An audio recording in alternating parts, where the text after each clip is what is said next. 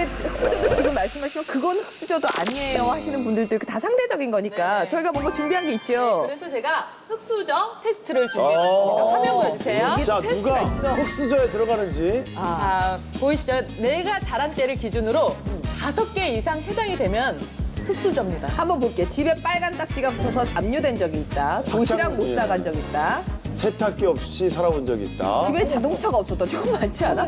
형제들한테 옷을 물려받아서 입은 적 있다. 부모님의 빚을 오. 갚아준 적이 있다. 아르바이트 한 적이 있다.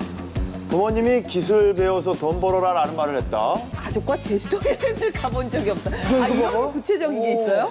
저는 하나도 해당되는 게 없는데. 저도 9개 하나도 해당되는 게 없어요. 난 5개. 저는 5개. 난 다섯 개? 하나도. 이현복 셰프님 몇 개? 저는 다 해당돼요. 9개야. 진짜요? 사실 집에 빨간 딱지를 부터 재산이 압류된다는 것도 집에 어느 정도 재산이 있어야지 이게 돈을 빌려서 못 갚고 압류가 돼요. 근데 저는 우리 집안은 그 빌려주는 데도 없었으니까. 예. 여기 도시락, 예. 저 도시락 이야기가 나와서 그런데 내가 정말 내가 지금도 생생히 기억하고 그걸 내가 지금 가슴 아파하는데 정말 도시락 때문에 내가 어머님한테 불효를 했어. 그 어머니 도시락 싸주시잖아요. 예. 그거 열어봐. 열어본다고. 열어보죠, 당연히. 열어봐서 반찬이 마음에 안 들잖아. 안 갖고 가? 그거 마루에 딱 놓고 어머! 그리고 가. 가면은 부자네, 부자. 우리 어머님이 다시 싸가지고 늦게 오는 내 그 친구 나하고 같은 반 여학생이 있어. 신정욱이라고. 청욱이를 통해서 다시 보내는 거야. 그 여학생도 가방이 무거운데 무겁잖아요. 네. 그래서 나 아니, 무슨 반찬일 때 딱 놓고 오셨어요? 뭐가 마음에 안 들 때? 그러니까 이제 계란 프라이하고 그런 게 그 멸치나 이런 걸 볶아야 돼. 예? 아, 그래, 볶아야 돼. 네. 이게 꼭 있어야 돼. 네. 김치 있으면 놔두고. 아, 김치를 도시락으로 싸주면은 그건 발로 차지. 아니 우리 때는 대박. 아니 김치다 김치를 유리병에다 반찬을 갖고 아니 나는 다니는데. 김치를 도시락 반찬을 싸간 적이 한 번도 없어. 진짜요? 나 솔직히 버스에서 김치국물 흘러본 게 없어요? 아니, 그러니까 이게 김치를 어떻게 싸가느냐에 따라서 그 집에 또 부가 차이가 나는 게. 뭐야. 아니, 그러니까 똑같은 김치라도 또 이유식 무조건이다.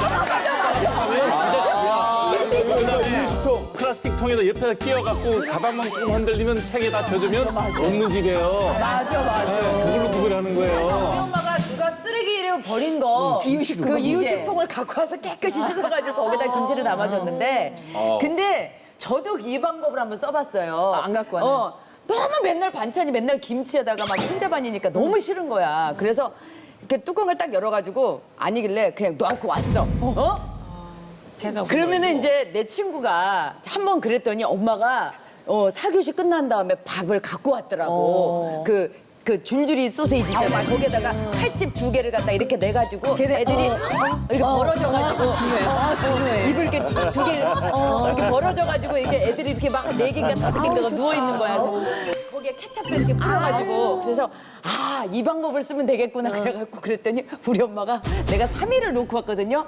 안 주더라고. 3일 굶으니까 그냥 김치 건버거 가야 돼. 그럼요. 내 손해야 내 손해. 아르바이트 한 적이 있다. 그건 저는 아르바이트가 아니라 그냥 아예 직업이죠. 몇 근데 살 때부터 정확하게?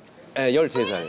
그러니까 저거 할 때 조금 서러운 적이 있는데 거기 사장님이 우리 어렸을 땐 바나나가 되게 비싸요. 너무 비싸죠. 그 바나나를 이렇게 하루에 몇 개씩 드세요. 근데 그 바나나를 누군가가 되게 먹고 싶어 했나 봐요. 근데 그 바나나를 먹고 옛날에는 화장실이 수세식이 아니잖아요. 재래식이잖아요. 근데 누군가가 그 바나나 하나를 먹고 그 껍질을 화장실에다 버린 거야. 그러니까 화장실에서 먹었겠죠. 얼마나 먹고 싶었겠어요. 네, 엄청 먹은 거예요. 근데 그 바나나 껍질을 거기다 버렸는데 이제 그 사장님이 그걸 보셨어. 보셨지. 화장실에 갔다가. 네. 누구냐. 그러니까 이제 내가 막내니까 애들이 다 나한테 뒤집어 씌우는 거야. 그래가지고 애매하게 거기에 전택이 있어가지고 되게 억울한 적이 있었어요. 혼났어. 혼났어요? 아니면 맞았죠. 맞았죠. 나는 뭐 내가 얘기했잖아. 우유 배달을 새벽 2시 반에 일어나가지고 새우유를 그러니까 거의 한 일주일은 허리를 내 허리가 아니고 구부러져가지고 고등학교 1학년 때부터 네, 조십이 그 등본을 띄워보니까 14번인가 이사 다녔더라고요. 그러니까 뭐 잘 됐다가 또 망했다가 사업을 하시니까. 근데 이제 망할 때 저는 빨간 딱지도 제 눈앞에서 봤는데 어머니가 막 울고 우리가 이제 막 그 말도 안 되는 어떤 미용실에 딸린 그 방도 아니죠, 그냥. 예, 그게 미용실이 여기 있으면 커튼이 우리 어머니가 이런 얘기 하는 거 진짜 싫어하시는데 커튼을 이렇게 치면은 그냥 방인데 방이 아니라 구들방이 옆에 있고 연탄 가는. 그래가지고 이제 어느 날 밤에 자는데 어머니가 막 따길 떠있어서 우리 형제들이 다 일어났는데 어머니가 막 마시라고 그래서 동치미 국물을 막 먹었는데 머리가 너무 아프고 그 아궁이에 이렇게 금이 간 데서 그래서 그거를 근데 그 다음 날 또 그거를 이렇게 세면으로 바르지. 세면 같은 거 발라가지고 또 자고 뭐 이 박스 있잖아요. 그 우유 박스를 얼마나 숙달이 되면 내가 이렇게 박스 착착 길잖아. 탁 던지면 나도 신기해. 그걸 어떻게 했는지. 거기에 닦아. 딱 던지면 그 자리에 탁 들어가고 그 위로 던지면 탁 들어가고 그거를 처음에 거의 한 달은 이게 던지면 떨어져서 터지는 거예요. 그럼 일당이 날아가고 뭐 일주일치가 날아가고 그랬어요. 근데 이제 뭐 그 다음부터는 뭐 해가 지나가면서 선수죠, 선수. 그래서 눈이 그냥 그때는 떠졌어요. 막 그래가지고 막. 근데 그때 한 번도 울어본 적이 없었던 것 같아요. 그랬던 것 같아요. 저는 사실 저기 엄마가 이제 넷을 낳으셔가지고 아버지께서는 뭔가 좀 엄마는 여자는 집에서 살림을 하는 그런 사람이기를 바라셨었어요. 그런 사람이기를 바라셔가지고 엄마가 일하러 나가는 거를 너무 싫어하시는 거예요. 그런데 아버지가 버는 수입은 그닥 그렇게 많지도 않고 아버지가 그때 무슨 신문 기자 생활을 하셨거든요.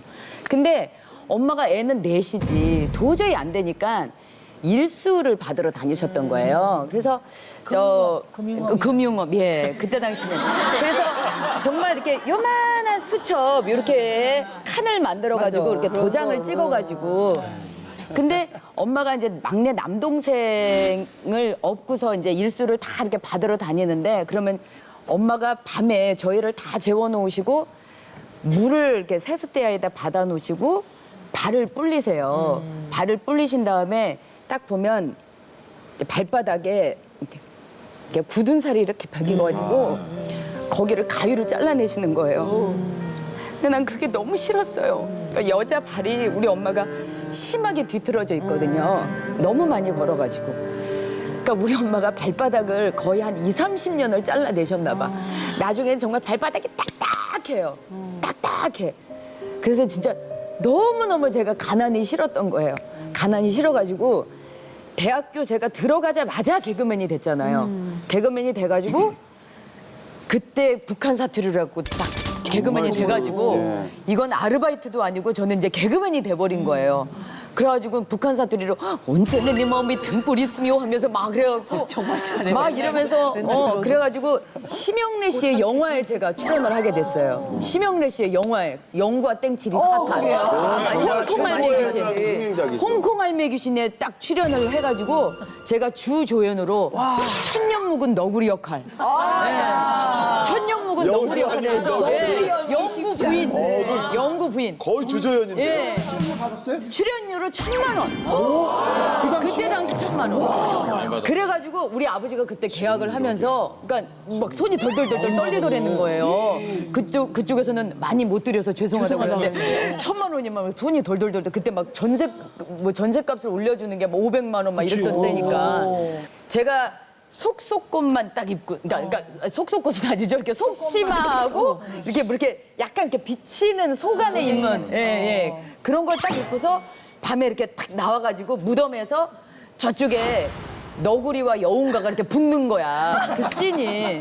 근데 저쪽에서 그러면은 혀가 딱 나와갖고 내 몸을 확 감는 거야. 씬이. 근데 특수 효과가 없잖아요. 그 감겨 있는 혀를 풀르는 걸 갖다가 거꾸로 찍으면 후루룩 감기는 거잖아. 후루룩 감겨야 되는데 이걸 갖다가 감겨 있는 걸 이제 자 풀리면서 저쪽에서 이렇게 딱 당기면 그러면 제가 이렇게 돌면서 풀려야 되는데 저쪽에서 이게 잘 못하는 힘 조절. 친구가 확 당긴 거예요. 그러니까 제가 그 무덤에서 확 당기는 동시에 넘어져가지고 굴른 거예요. 근데 밤 촬영이었는데 제가 딱 넘어지니까 컷!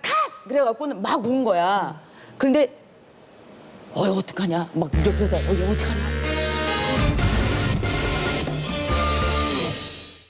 제가 딱 넘어지니까 컷! 그래갖고는 막 운 거야.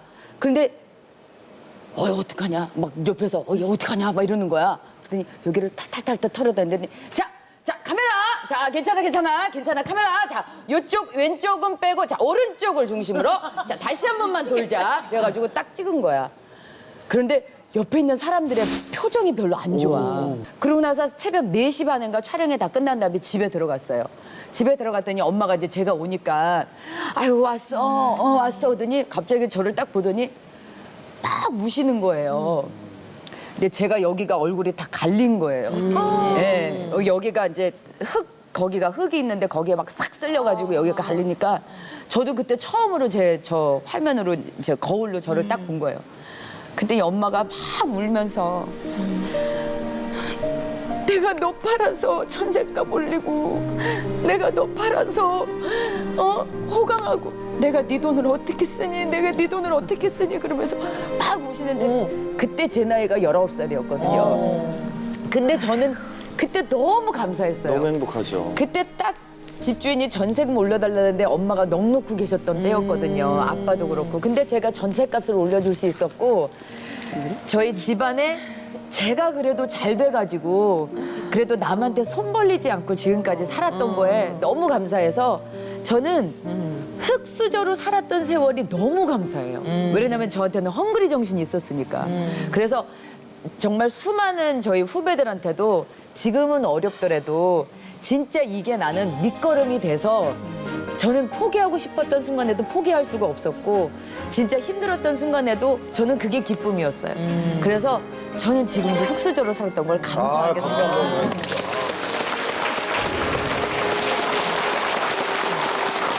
아직까지 구독과 좋아요 안 누르셨어요? 지금 당장 눌러주세요.